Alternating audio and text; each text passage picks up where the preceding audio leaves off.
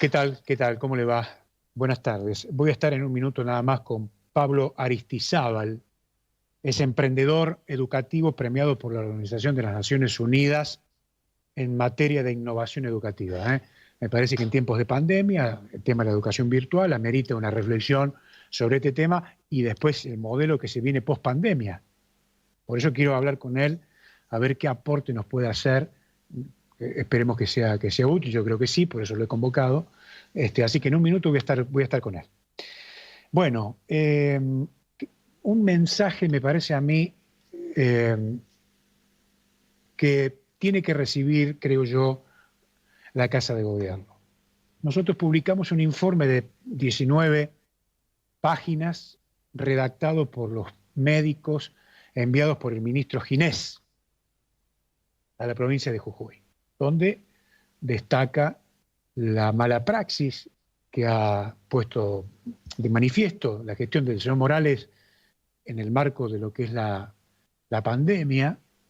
Es un informe donde tiene las observaciones que ven los especialistas que llegaron de Buenos Aires y a renglón seguido la propuesta para resolver cada uno de los problemas. El gobierno, como fiel a su praxis, a su modus operandi, en vez de corregir, van en busca del mensajero. Es decir, el que filtró la información, el que publicó la noticia. En eso pierde energía el gobierno del señor Morales. Hay un médico de apellido Loza que fue a Chivilcoy, que estuvo acá, contó la difícil situación en la provincia de Jujuy, marcó aspectos que ya, digamos, eran sabidos, noticias que ya habían sido comentadas o habían sido publicadas. Bueno, ahora el gobierno busca amedrentarlo o si usted quiere disciplinarlo con una denuncia penal. En eso está el gobierno. En vez de resolver los problemas, me parece a mí, o de responder las preguntas que hoy todo el mundo está esperando una respuesta. ¿Qué va a pasar con el impacto que genera la crisis de salud en la provincia que está dejando el tema del confinamiento, la crisis de salud fenomenal, además de la crisis económica que no vale la pena ni abordarla en este momento? Esas son preguntas que hoy la gente no encuentra la respuesta. Pero mientras tanto el gobierno está buscando disciplinar, está buscando enjuiciar a los mensajeros en vez de resolver los problemas. Que esto es lo que importa en definitiva. De manera que ahí hay un ruido entre el gobierno nacional y el ministro de Salud de la Nación y el gobernador Morales. Porque el gobernador Morales se enteró de lo que se publicaba en torno a este informe y fue a increpar a funcionarios del Ministerio de Salud de la Nación, incluso al propio ministro. El ministro lo escuchó en silencio y dijo: habla con el presidente. ¿Y el presidente qué hizo? Cuando lo atendió al señor Morales, le leyó el informe de los médicos. Y además hay otra preocupación. La sensación es que aquí se está construyendo una casa torcida, porque cada ayuda que llega al gobierno nacional, la mala praxis del gobierno del señor Morales, digamos, es evidente. Entonces, digamos, la ayuda está, pero la praxis para ejecutar los recursos que vienen, los insumos que vienen, qué sé yo, no se estaría haciendo de acuerdo a, digamos, a lo que indica el sentido común, si usted quiere. Pero bueno, terminamos una semana muy complicada, muy complicada. Bueno, me voy a ir con nuestro invitado de hoy, Pablo Aristizábal, que muy gentilmente nos atiende. ¿Cómo le va, Pablo? Gracias por estar ahí. ¿Cómo estás, Alejandro? ¿Cómo va Jujuy? Que quiero mucho esa provincia, tengo mucha relación. Bueno, muchas gracias, Pablo. Gracias por atendernos. Quiero iniciar esta conversación con una pregunta. La educación online en la pandemia, ¿cómo se la puede definir? Mirá, la pandemia es algo que nos llegó sorpresivamente a todos. Imagínate que nadie está preparado para semejante situación. Nada estaba preparado para lo que pasó. No estaban preparadas las empresas para que la gente se fuera a hacer trabajo desde su casa. no estaban preparadas las escuelas para que los alumnos aprendieran desde la casa, no estaban preparadas las familias para vivir todo el día dentro de una casa, no estaban preparados los hospitales para semejante...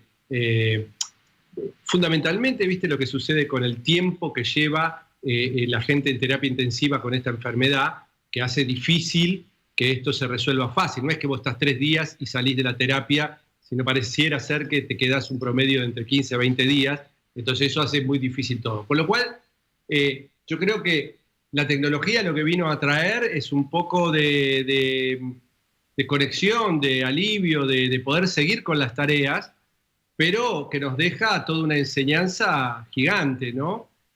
Obviamente que no todos tienen la tecnología, pero esta es una pregunta que nos tenemos que hacer ahora firmemente al respecto. O sea, ¿qué pasa y dónde tiene que estar la tecnología? Porque fíjate que si hubiéramos puesto tecnología en todas las aulas, ¿de qué hubiera servido? Porque no podemos ir a las aulas. Entiendo. Esto tiene que ver, digamos, este es el mensaje, Pablo, que está dejando la pandemia. Es decir, hay que hacer las cosas de una vez y bien. Trabajar con el hábitat de la gente como corresponde, poner la tecnología que corresponde en cuanto a las líneas, digamos, a las conexiones de Internet en cada uno de los barrios. Es decir, este es un mensaje muy concreto que nos deja la pandemia, más allá de las noticias tristes como consecuencia de la gente que se muere o que se contagia, ¿no es cierto? Y tal es así, Alejandro, que yo le sumaría, vos dijiste algo muy importante que es el hábitat. También rápidamente podemos hablar del hábitat y rápidamente podemos hablar del dispositivo. Ahí ya entramos en un problema más complejo. Fíjate vos qué loco, ¿no? Porque la gran pregunta, todo el mundo cree que el tema es una computadora y los usos y costumbres del mundo entero de los niños es el celular. A nosotros nos entran 100 millones de alumnos a nuestras soluciones educativas, 80 millones nos entran desde un celular. Entiendo. O sea, y es como poner, o sea, al menos hay que sentarse en la mesa y discutirlo, porque no porque un señor venga y diga, yo uso computadora, puede creer que todos tienen que usar computadoras. O sea, cuando al menos sentarse y discutir, che, pero ¿y los chicos qué usan? Porque es como querer romper o que reaprendan otra cosa que es totalmente diferente a la que utilizan ellos. Y la segunda pregunta que nos podemos hacer es, ¿y no podemos crear soluciones que se puedan acceder desde un celular para que estén alineadas los usos y costumbres de los niños y de los maestros? Porque también los maestros, el 70% de acceso a las redes sociales es vía celular. Claro. Y te hago un último punto, Alejandro, que es el tema de lo cultural, ¿no? Porque ¿qué sirve tener un hábitat? ¿Qué sirve que vos tengas una biblioteca con 100 libros? ¿Qué sirve que vos tengas un dispositivo si ese dispositivo va a ser un puro elemento de entretenimiento, ¿no? Y no lo vamos a poder visualizar como una herramienta de aumentar nuestra inteligencia biológica a partir de la tecnología, ¿no? Entiendo. Vos sabés, Pablo, que, perdóname que te tutee. No, por favor. Estuve leyendo atentamente tu Facebook y allí hay algunos comentarios muy importantes y quería hacerte esta pregunta. ¿Qué diferencia hay entre la pedagogía de la creación y el arrojo? Ah, qué interesante, qué leíste, qué fuerte. Mira, yo creo que el futuro... Yo soy profesor de la Universidad de Buenos Aires y creé una cátedra que se llama la Cátedra Emprendedor 21. Ahí tuve que estudiar mucho. La pregunta que me hago yo, y mirá que hablo sobre espíritu emprendedor y no sobre emprendedor de negocio, ¿no? Un hombre que quiere transformar las cosas. Cuando te lo pongo en un extremo, una mamá y un papá que crean una familia tienen un espíritu emprendedor. Es hacer que las cosas sucedan, ¿entendés? De manera innovadora. Entonces, y después tenés emprendedores que arman empresas, que generan trabajo, que generan historias, que son muy importantes para toda nación. De hecho, Jujuy tiene, y nosotros tenemos relación con empresas tecnológicas muy importantes, que se tienen que sentir muy orgullosos, ¿no? De eso. Y nosotros trabajamos con ellas. Entonces, te decía, en la lógica de la pedagogía, cuando yo tuve que decir, el emprendedor nace o se hace. Tenés mitad de la bibliografía que dice que se nace, mitad de la bibliografía que dice que se hace.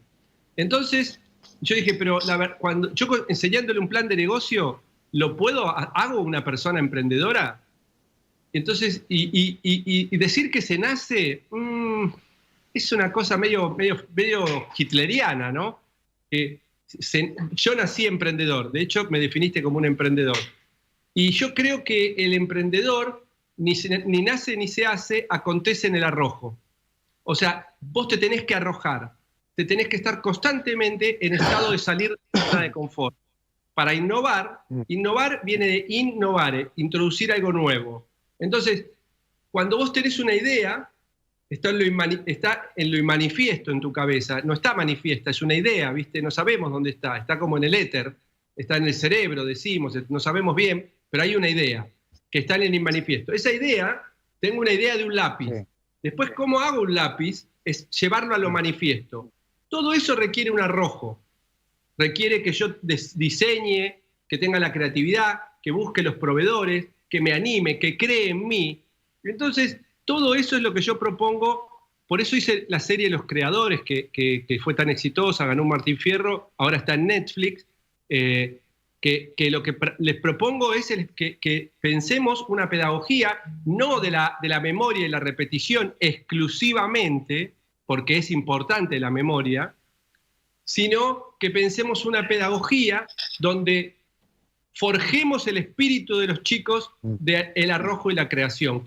Porque yo vengo de una escuela industrial, ¿viste, Alejandro? Y el que fue a una escuela industrial está todo el día construyendo cosas que antes nadie quería, que después se transforman en algo que alguien quiere. Lo que yo aprendí es el poder de la transformación. No aprendí a ser ojalatero, aprendí que en mis manos está la posibilidad de crear. Esto lo discutí incluso con el Papa Francisco, hay videos en YouTube con el Papa, conmigo en Roma, diciéndole yo, de tanta repetición, no estamos quitándole la humanidad a los niños, de que repitan, cuando nosotros somos a imagen y semejanza del Señor y Él es un creador, y si somos a imagen, nosotros tendríamos que crear. Entonces la pedagogía del arrojo y la creación es la pedagogía de ser auténticamente yo y de crear. Porque en definitiva, cuando vos, Alejandro, terminás tu día, ahora ya una vez ha pasado mucho de tu historia, como yo, decís, ¿quién soy yo? El que creó este programa de televisión, el que creó a Alejandro, el que creó tal familia. Al final es ontológico. Si yo te quito la capacidad de crear al niño y solo repite, le estoy afectando su autenticidad y su ser humano, ¿no? Pablo, a partir de este razonamiento, aprovecho para hacerte otra pregunta. Vos planteás que hay dos habilidades. Una habilidad cognitiva básica y otra superior. Contame. En realidad, míralo así. La escuela es un emergente de la era industrial, ¿sí? Ni bueno ni malo. Nosotros veníamos de la era agrícola, fundamentalmente donde el dueño de la tierra era el que tenía el poder, ¿sí? Y lo que había eran castas, no había clases sociales. Vos tenías el dueño de la tierra, ¿sí? Y después tenías los esclavos. Esta fue la guerra de secesión en Estados Unidos, norte-sur.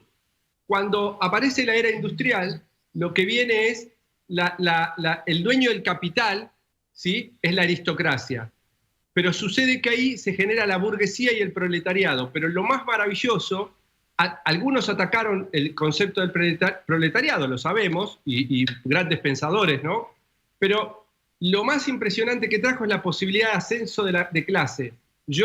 La era industrial, en la era agrícola no había ninguna posibilidad de subir de una casta a la otra. En cambio, en la era industrial. Ahora, de esa era industrial que indudablemente mejoró la humanidad, emergió la escuela. Y la escuela requería de una lógica operativa, habilidades cognitivas básicas. Leer, operaciones básicas matemáticas y memoria. ¿Para qué? Para tiempos modernos de Chaplin. ¿Te acordás la película, Alejandro, que era exactamente, sí. Él era parte de la máquina, ¿no? Él era solamente una parte de la máquina. ¿Qué pasa después? Viene la nueva era digital, Alejandro. En esa era digital, ya no alcanza con tener una turbina, que son las habilidades. Imagínate que tenés que tener, para poder volar en la era digital, tenés que tener 4 turbinas. En la era industrial, si tenías una turbina, que era la de las habilidades cognitivas básicas, te alcanzaba. Ahora, las habilidades cognitivas superiores, ¿cuáles son? Justamente estas que estamos nombrando: pensamiento crítico, comprensión lectora. Ya no alcanza con leer, yo tengo que comprender. Porque yo puedo decir, bife de chorizo con morcilla 450, pero yo no puedo comprender un diario si yo no tengo un vocabulario de 5.000 palabras. Ahora, Pablo, ¿qué diferencia hay entre entender y comprender? Bueno, quien entiende puede describir, quien comprende, ¿sí?, se puede emocionar, porque se conecta con eso. Yo puedo describir algo así muy fácilmente, ¿sí? Que yo puedo, mirá, esto es esto, esto y esto. Describo una familia. Ahora, comprender el estado familia es llorar, ¿entendés? Es ver a tu hijo y morir de amor. O sea, Argentina y el mundo, pero Argentina fundamentalmente, está lleno de entendedores, de descriptores, ¿sí? Pero son todos, hay todo, poco gente que comprende, que se emociona, y la emoción es el motor de la acción. Déjame que te termine con las 2 otras turbinas. Una turbina, habilidades cognitivas básicas, habilidades cognitivas superiores, esta es la, ¿no? La otra turbina son habilidades socioemocionales, es curiosidad, es perseverancia, es resiliencia. Y la cuarta turbina son las habilidades tecnológicas. Por eso, ¿y qué es las habilidades tecnológicas? La gente cree que las habilidades tecnológicas es programar, robótica. Eso es importante, pero si tiene pensamiento computacional es pensar bajo una lógica de patrones. Nosotros no pensamos así, pero fundamentalmente es tener un pensamiento crítico constructivo digital. Fíjate con las fake news. Si yo no tengo la capacidad de entreleer cómo me hackean el cerebro y me manipulan. Entonces, en la era digital, para hacerlo simple para la gente, vos en la era agrícola necesitabas unas habilidades, en la era industrial necesitabas otras, y hoy, en la era digital, se necesitan otras. Y la escuela se tiene que hacer cargo de brindar estas habilidades, estas 4 habilidades a la educación, a los estudiantes, ¿no? Por estas cosas, Pablo, vos estás planteando la necesidad de que el país, o que en el país se instrumente o le den participación a un comité, para discutir estos temas, a un comité de expertos digitales. Me impactás, Alejandro, debe ser uno de los periodistas más. Quiero sacar una bandera por vos. Me impresiona porque el periodismo también, vos te conectaste con lo que yo digo, ¿no? O sea, claro, porque, ¿qué pasa? Hay una transferencia descomunal, ¿sí?, de riqueza desde las pymes familiares a las grandes corporaciones. ¿Esto qué significa? Y las pymes son las que dan el 70% del trabajo. El Estado, ¿sí?, como gestionador, tiene que reconvertir el capitalismo a un capitalismo de pyme, o se queda todo el mundo sin trabajo. No todos, pero si se queda el 50% de tu población activa sin trabajo, vos tenés no tenés país, tenés un drama en esta nueva lógica. Entonces, ¿por qué? Porque sabemos que el trabajo dignifica al hombre, sabemos un montón de cosas que si vos no podés construir una familia, entonces ese 50% no va a poder construir una familia, porque no tiene la fuerza para construirla. Porque ¿cómo él va a pagarle una obra social o si no tiene trabajo? Ahora, Pablo, yo insisto, claro. Yo insisto en el tema. Una vez que pase la pandemia, ¿vos crees que es imperioso que digamos que se abra un debate con lo que sabes en estos temas? ¿Alguien te ha consultado para de acá al mediano plazo, para discutir estas cuestiones, o para presidir un equipo de expertos en este tema, o no? No, de gobierno nacional no. Varias provincias, entre ellas Jujuy, sí. Nosotros desarrollamos jujuyaprende.com.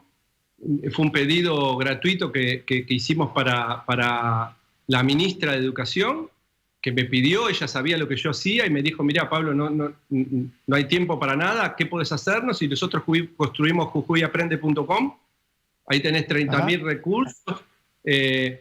Y bueno, no sé qué va a pasar después de la pandemia, porque yo lo hice solamente para ayudar.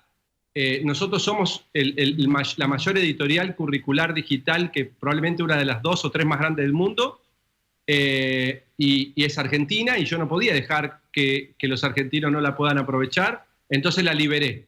Entonces, gratuitamente, todo jujeño que entra a jujuyaprende.com puede apoyarse. Ahora, ¿eso es lo único?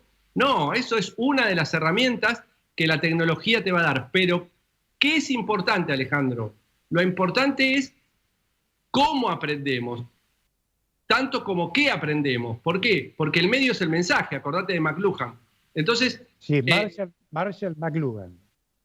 Que él nos abrió la cabeza a todos los que estamos en los medios, ¿no? O sea, al final de cuentas, lo que él nos decía es que el medio televisión es un mensaje en sí mismo, el medio radio es un mensaje en sí mismo, el medio cine es un mensaje en sí mismo, el medio Facebook es un mensaje en sí mismo, y el libro o la escuela también son medios, no son fin. El fin no es el fin la escuela, el fin no es el docente, el fin es el desarrollo del potencial de ser de los estudiantes. Entonces, el cómo aprenden ellos es tan importante, y en eso no soy radical ni mucho menos. O sea, quiero decirte, yo soy el único, ¿sí?, que propone que todo niño argentino que nace debería recibir una biblioteca para tener 60 libros. Por el Estado. Libros. ¿Cómo, Pablo? Sí, libros, porque yo sé de lenguaje, yo sé de vocabulario. Entonces, yo di una conferencia en el Congreso de la Lengua sobre este tema, y yo sé lo débil que es un estudiante si no tiene a los 12, entre los 12 y los 18 años, en su léxico activo y pasivo, entre 20.000 y 30.000 palabras. Lo dejás totalmente debilitado para poder aprender a aprender. Entonces... Pablo, sí. Sí. No, te cierro.